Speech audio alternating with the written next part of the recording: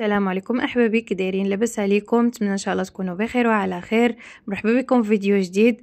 اسكواس اماينو اسكواس مباركي على جميع الامازيغ اينما كانوا. هذا الفيديو ان شاء الله غادي نشارك معكم فيه كيفاش احتفلت انا بالسنه الامازيغيه، بما انني امازيغيه اوريفيه الاصل. مهم هنا ان شاء الله غادي نحضر معكم كيكه ديال السنه الامازيغيه. كل طبقه احتاجيت فيها 5 البيضات مع كاس ديال السكر ما يعادل 150 غرام وجوج ديال الفاني. غادي ندربوا البيض وفاني والسكر لمده 12 دقيقه. خاص داك البيض يولي اللون ديالو ابيض كما كتشوفوا في الفيديو. حتى منين كناخذوا هكا هاد الضرب وكنشكلوا منه 8 كتشكل معنا 8. غادي نحاول ندخل فيها كاس وربع ديال الدقيق.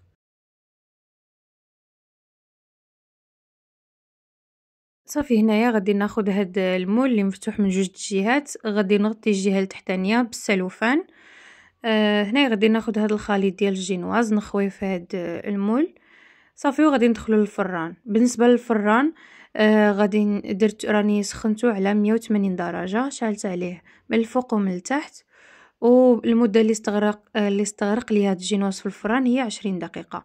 فانا يعني درت جوج ديال الطبقات، يعني هاد الجينواز درتو يعني مضروب في جوج، فهمتوني؟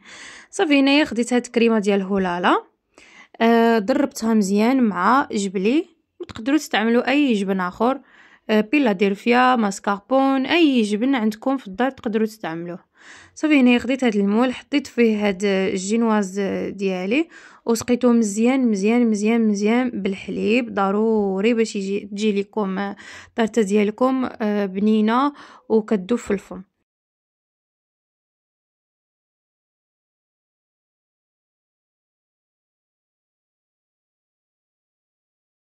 صافي هنايا غادي ناخد بعد ما سقيت الجينواز ديالي غادي ناخد ديك الكريمه اللي ضربتها مع كريم فريش اللي ضربتها مع جبلي، غادي ندير بها طبقه كما كتشوفوا. صافي غادي نحاول نسرح هكا، نسرح هاد الكريمه مزيان. بعد غادي ندير الطبقه الثانيه ديال الكراميل. انا علاش ما درتش هكا شي فواكه جافه ولا شي حاجه، حيت ولادي ما كيبغيوش يعني كي كيكون فيها هكا فواكه الجافه ولا، فدرت غير كراميل هكا في الوسط. تقدروا ديروا فيها فواكه جافه، فواكه معسله، تقدروا تعمروها باي حاجه بغيتو، هذيك كيبقى اختياري. المهم انا درت فيها غير كراميل حيت وليداتي كيحبوها هكا. صافي انا غادي ندير الطبقه الثانيه ديال الجينواز، غادي نسقيها حتى هي مزيان بالحليب. صافي وغادي ندير الطبقه الاخيره ديال هاد الكريمه اللي صوبت معكم. صافي هنا غادي نحاول نقدها مزيان هاد الريكله ولا المهم بحال هكا. المهم بالنسبه للادوات، انا استعملت ادوات بسيطه باش اي ام ولا اي وحده تقدر تصاوب ولا تحضرها لوليداتها في دارها. هادشي اللي كاين. حتى هاد المول اللي كيتفتح راه كيساعد على باش تصاوبي كيكه مزيانه اولا طارته مزيانه. صافي هنايا غادي ناخد غادي نحاول نصاوب ليها هكا هاد الجنيبات ديال الطارطه كما كتشوفوا. انا استعملت هنا غير المسطره ديال الحديد، هذه مسطره خاصه عندي هنايا في المطبخ، هذه اللي استعملتها وصوبت بها كيكه كما كتشوفوا.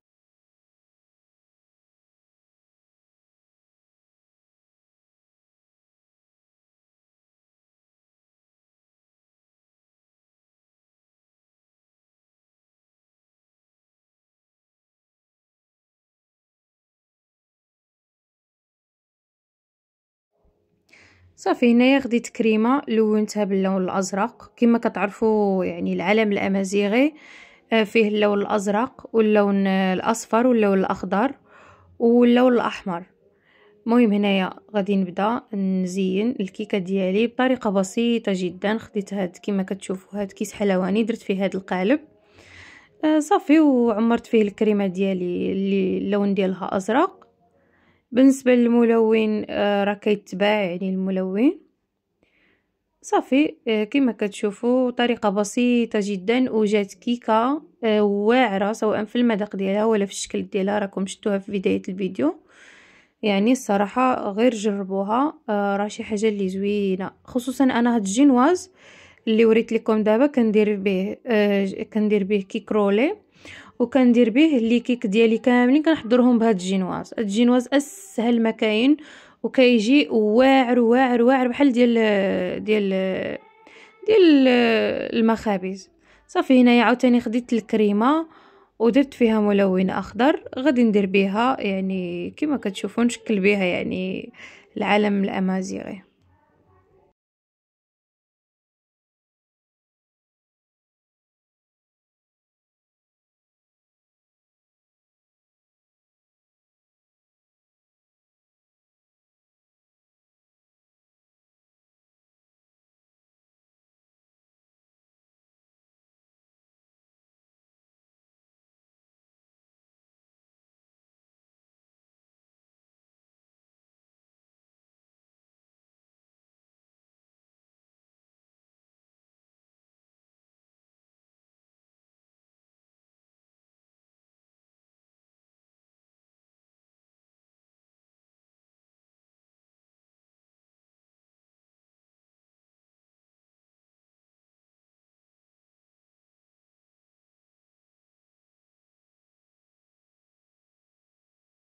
هنايا غادي نديرو اللون الاخير هو اللون الاصفر.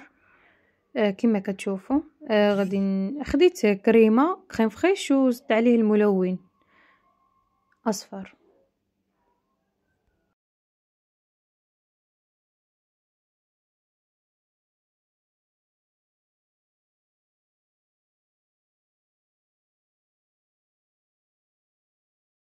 وهذا هو الشكل الاخير ديال الطرطه ديال العلم الامازيغي. بالنسبه لهذا الحرف الامازيغي درتو بهذاك الكرز المعسل المجفف. كيجي هكا في البواطات، هو اللي شكلت به هذا الحرف. تقدروا حتى هو ديروه بكريمه تكون باللون الاحمر، ولكن انا فضلت هكا نديرو زعما شكل حلوه باش ياكلوه الوليدات. بالنسبه لدابا غادي ندوز نحضر معكم هاد الطاجين بطريقه ديالي الخاصه اللي كيجي غزال بحال الطنجيه. هنايا غادي ناخد واحد المول هكا، ندير فيه معلقه ديال السكينجبير، معلقه ديال الكمون، نص معلقه ديال الملحه، ولا الملحه كتبقى اختياريه، معلقه صغيره ديال الابزار، معلقه صغيره ديال التحميره، وشويه ديال الملون الغذائي كيبقى اختياري، وشويه ديال القزبور مقطع، وثلاثه الفصوصات ديال الثومه محكوكين، وعندي نص كاس ديال الزيت مخلطه ما بين زيت بلديه وزيت الروميه، وعندي نص كاس ديال الماء.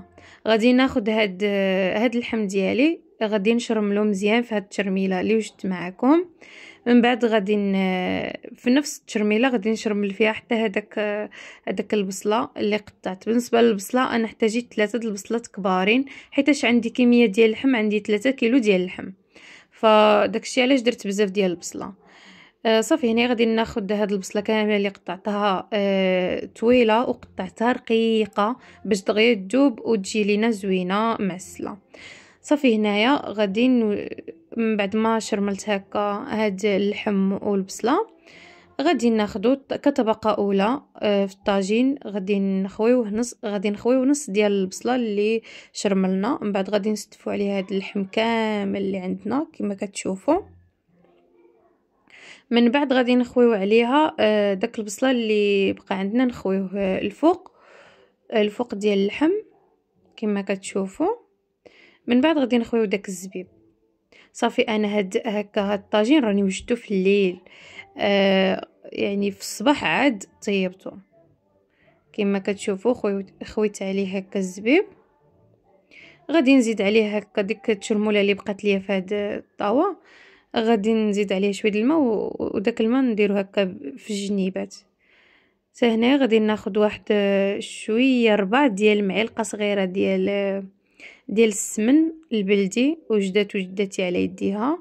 غادي نزيدو حتى هو هنا في الصباح. صافي نط شعلت عليه، ايوا خليته على خاطرو، درت ليه نار مهيله وخليته يطيب على خاطرو.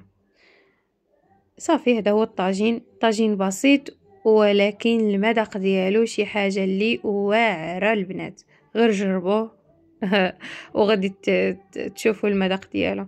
صافي هنايا داك الزبيب درت عليه شويه د القرفه وشويه ديال العسل، قول واحد نص معلقه صغيره ديال العسل ونص وواحد معلقه صغيره ديال السكر، هكا غير باش يتعسل ليا داك الزبيب هكا اللي درت من الفوق. صافي وخليته يطيب على خاطرو كما كتشوفوا.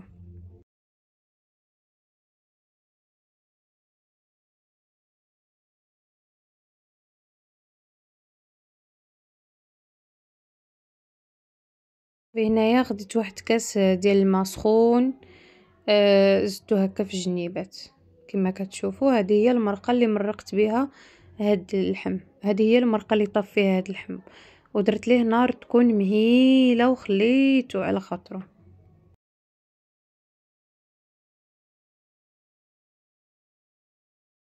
وكما كتشوفوا هذا هو الشكل الاخير. زدت هاد البرقوق عسلته بوحدو مع شويه القرفه وشويه ديال الزبده وواحد معلقه كبيره ديال السكر.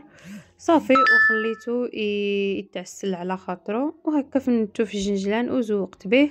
وجدت هاد فلان عادي، فلان عادي ديال رويال، زوقته كما كتشوفوا بهاد اللوز افيلي وشويه ديال البنان، ووجدت السفه ديالنا. وهذه هي الطارته ديالنا، وشكرا لكم على